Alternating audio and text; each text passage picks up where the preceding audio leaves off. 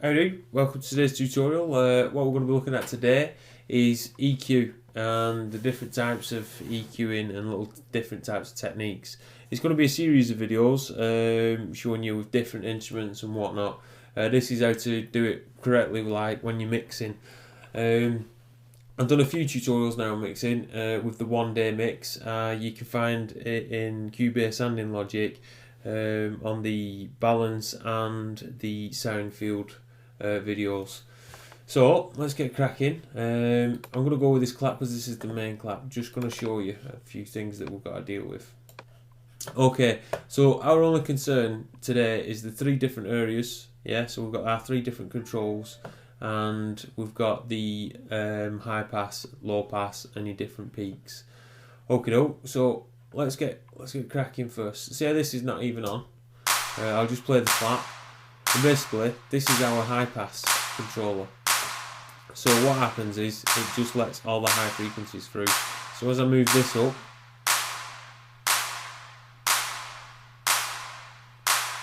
it becomes more defined, the clap, before it starts whistling and getting distorted, just because it can't handle it.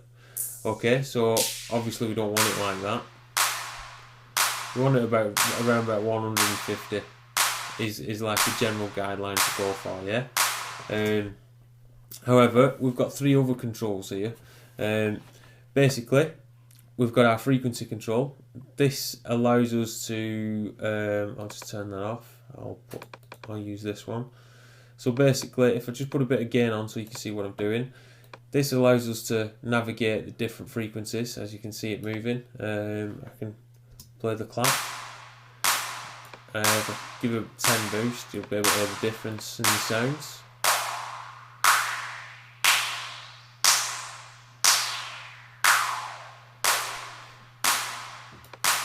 And as I said, we've got the boost or the cut, so you can cut the frequency or boost it and see what it sounds like.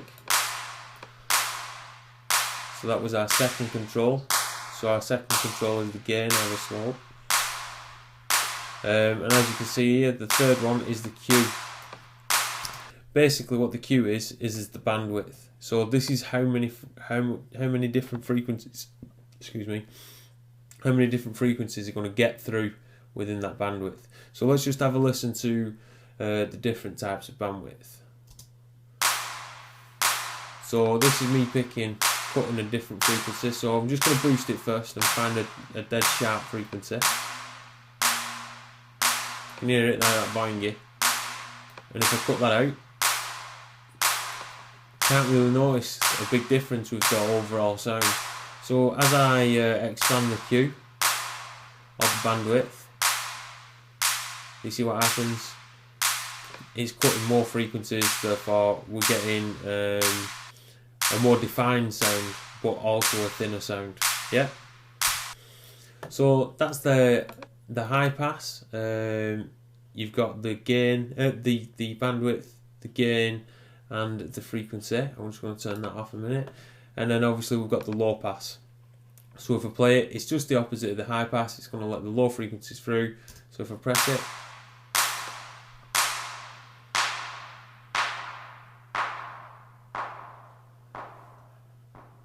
a lot of people like Drake and The Weeknd use this sort of technique.